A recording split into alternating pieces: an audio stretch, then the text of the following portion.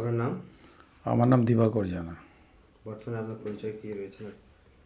আমি দিবাকর জানা সামাজিক কাজের সঙ্গে যুক্ত। বিগত দিনে পঞ্চায়েত সমিতির সভাপতি ছিলাম, জেলা পরিষদের মেম্বার ছিলাম, দীর্ঘদিন একটি রাজনৈতিক দলের সংগঠনের দায়িত্বে ছিলাম।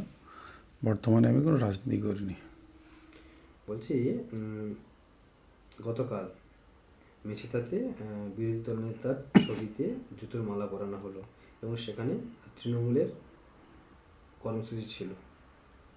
তো এই নিয়ে কী বলবেন? আজকে আমাদের পাল্টা কর্মসূচি। আমি প্রথমেই বলি, যেই রাজনৈতিক দল এই কাজ করুক, এটা সমাজের ক্ষেত্রে বা সংস্কৃতিপ্রেমী মানুষের ক্ষেত্রে এটা গ্রহণযোগ্য নয়।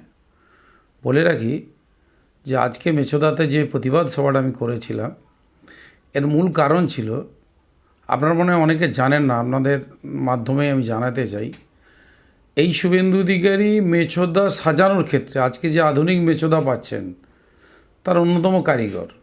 মেছোদা স্ট্রিট লাইট থেকে শুরু করে, মেছোদা বাস স্ট্যান্ডের ঢালাই থেকে শুরু করে, হাইমাস লাইট থেকে শুরু করে, মেছোদা চাইল্ড পার্ক থেকে শুরু করে, মেছোদা বাস স্ট্যান্ডে ঢুকার রাস্তা যাওয়া থেকে শুরু করে, এবং মেছোদার শান্তিপুর থেকে যেটা মানসী সিনেমালয় যে রাস্তা গেছে 5 কোটি টাকার, এই কাজগুলো যে মানুষটা করছে, আমার মনে হয় এটা সাধারণ মানুষ মান্যতা দেয় না। কয়েকজন উগ্র, এবং আমি মনে করি আমার সঙ্গে অনেক তৃণমূলের মানুষের সঙ্গে ভালো আলাপ আছে, তারাও এটাকে সমর্থন করেনি এই টাইপের কাজ। আজকে আমাদের যে কর্মসূচি ছিল মেছেদাতে, সেটা কী ধরনের কর্মসূচি ছিল? সেটা মূলত এরই প্রতিবাদে ছিল যে আমরা যারা বিশেষ করে শুভেন্দু অধিকারীর অনুগামী, এই ব্লক সহ এই মহকুমায় আমাদের এটা ভীষণভাবে লেগেছে। আমি আজ তার জন্য মাইকে বলেছি ওখানে যে আজকে তৃণমূল বন্ধুরা যারা মমতা বন্দ্যোপাধ্যায়কে ভালোবাসেন, আজকে যদি এই সভা থেকে মমতার গলায় একটা জুতার মালা দিবা যায়, সেটা আপনাদের কীরকম লাগবে? কষ্ট যেমন লাগবে, ঠিক সেই কষ্টের জায়গা থেকে আজকের এই প্রতিবাদ। আপনি কি মনে করেন এটা একটি পরিকল্পিত রাজনৈতিক কোনো চক্রান্ত, কোনো অংশ থেকে? যে রাজনীতি দল করেছে সেটা তাদের ব্যাপার। এই ব্যাপারে আমি কার কী পরিকল্পনা আছে কী করে বলবো? এই ঘটনার পিছনে কারা থাকতে পারে বলে আপনি মনে করেন? দেখুন, ছবিতে যা দেখেছি, এক শ্রেণীর এক ধর্মীয় সংগঠনের কিছু লোক ছিল, দু একজন আরেক ধর্মীয় ছিল, ঠিক আছে? তো হিন্দু যেমন মহিলাও ছিল, আর কিছু মুসলিম ভাইয়েরা আমার ছিলেন। তো মুসলিম ভাইদেরকে বলবো, আমি কম বেশি প্রত্যেকেই চিনি, এই কাজ থেকে বিরত থাকা উচিত। আজকে আপনি বললেন যে মেছেদাতে কর্মসূচি ছিল, প্রতিবাদ কর্মসূচি আপনাদের ছিল, আগের দিনের ঘটনার প্রতিবাদ। তো এই প্রতিবাদ কর্মসূচির মূল মেসেজ কি, বার্তা কি আপনার? একটাই মেসেজ আজ আমি দিয়েছি, যে যে যার রাজনৈতিক দলের কর্মসূচি তার বাক্যের মধ্যে দিয়ে হোক, তীব্র বাক্যবাণের মধ্য দিয়ে হোক, কিন্তু আমরা বিশেষ করে স্বামী বিবেকানন্দের বাংলা, রামকৃষ্ণের বাংলা, বিদ্যাসাগরের বাংলা, বিশেষ করে পূর্ব মেদিনীপুর, যেখানে ওয়েস্ট বেঙ্গলের শিক্ষার সব থেকে বেশি, সেই জেলায় এই টাইপের ঘটনা কাম্য নয়। বলছি, আজকে যে আপনারা যে প্রতিবাদ যে সময় করেছিলেন, প্রতিবাদের সময় প্রশাসন মানে পুলিশ প্রশাসনের ভূমিকা কেমন ছিল? না, আমাদের পুলিশ এসেছিলেন, ওনারা রিকোয়েস্ট করেছিলেন যে নোটিশ দিয়ে করা, কিন্তু আমরা টুকন প্রোগ্রাম করেছি। আমরা গোটা রাস্তা ক্লিয়ার রেখে, বিশেষ করে ওই এলাকার মানুষ জানেন, যারা পথচারী প্রায় 500-700-800 মানুষ দাঁড়িয়ে গেছিলেন এই প্রোগ্রামটা দেখার জন্য, তো তারাও বলবে আমরা পুরোপুরি রাস্তা, এবং আমার বক্তব্যও আছে যে কীভাবে শান্তি শৃঙ্খলা বজায় রেখে একটা সুষ্ঠু প্রতিবাদ জানাতে হয়, আমরা সেটা আজ করেছি। কতজন অংশ নিয়েছিলেন আজকে? আমাদের 400 থেকে 500 লোক অংশগ্রহণ করেছিলেন। আপনি তো বলেন আপনি শুভেন্দু অনুগামী একজন, তো শুভেন্দু অনুগামী হিসেবে যে আপনার কি পদক্ষেপ হতে পারে এরকম প্রতিবাদের ধরুন আগামী দিনে কি হতে পারে এরকম যদি ঘটনার পুনরাবৃত্তি ঘটে? আমি সেখানে বলেছি, আজ শুভেন্দু অধিকারী আমি ব্যক্তিগতভাবে ভগবান মানি, আমার প্রায় 19 বছর ওনার সঙ্গে আলাপ। তো যারা শুভেন্দু অধিকারী যদি এই টাইপের ঘটনায় আমাদের গায়ে লাগলে আমরা প্রতিবাদ করব, শান্তি শৃঙ্খলা বজায় রেখেই প্রতিবাদ করব। আপনারা যখন এই প্রতিবাদ কর্মসূচিটা করছিলেন, তখন ওখানে আরও পথ চলতি মানুষ, সাধারণ মানুষ ছিল, তো তাদের কাছ থেকে কেমন কি প্রতিক্রিয়া পেয়েছে ঘটনার পরবর্তী? দেখুন, আমরা তো প্রতিবাদ করেছি, প্রতিক্রিয়া এখনও অবধি পাইনি। নিশ্চয়ই প্রতিক্রিয়া ওই এলাকার বহু শুভনোদ্দায়ী আমার আছে, তাদের মাধ্যমে পেয়ে যাব।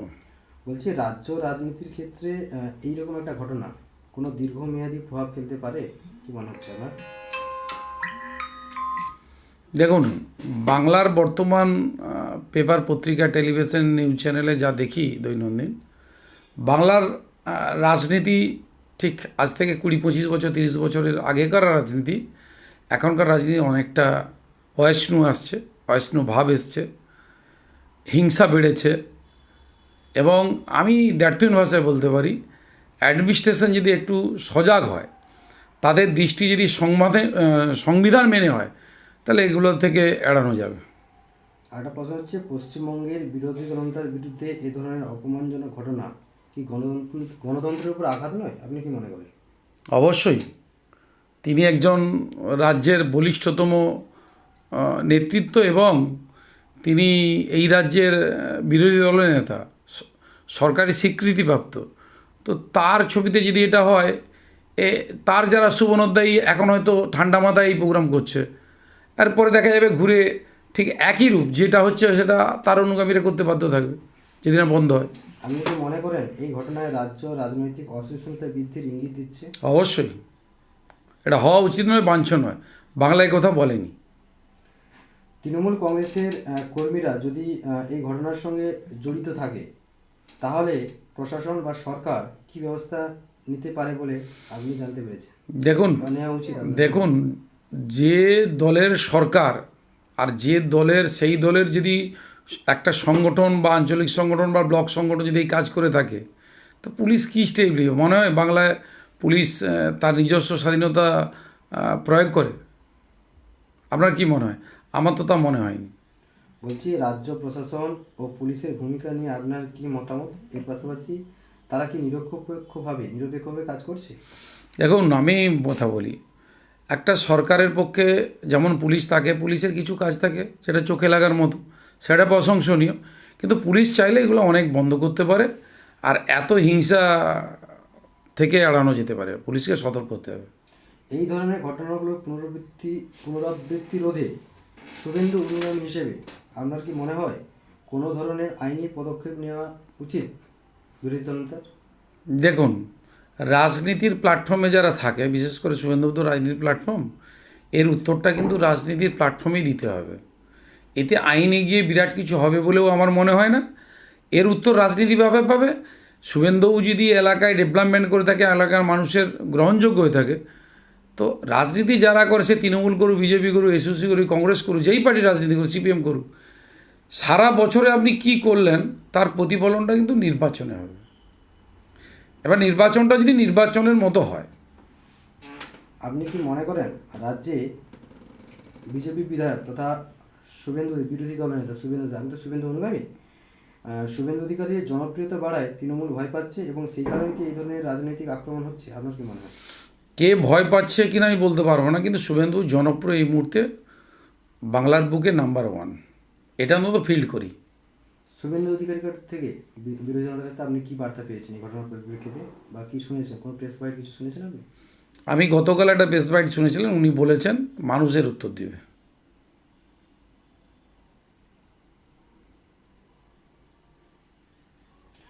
2026 সালে তো বিধানসভা নির্বাচন রয়েছে, কি মনে হচ্ছে কি হতে পারে? দেখুন, আমি রাজনৈতিক কর্মী ছিলাম এক সময়, হয়তো এই মুহূর্তে রাজনৈতিক কর্মী নয়। আমার রাজনৈতিক কর্মজীবনে যে 18-19 বছর, সেই অভিজ্ঞতা থেকে একটা জিনিস বলতে পারি, বাংলায় পরিবর্তনের হাওয়া আছে। সাধারণ মানুষ বা যেসব দর্শকরা এই প্রতিবেদনটা দেখবে, আমরা সাক্ষাৎকার দেখবে, তো তাদের প্রতি কি বার্তা আপনার শুভেন্দু অধিকারী হিসেবে? আমার একটাই বার্তা, যে বিষয়ে আজকে প্রতিবাদ করেছিলাম এবং প্রতিবাদটা আমরা খুব সুন্দরভাবেই করেছি।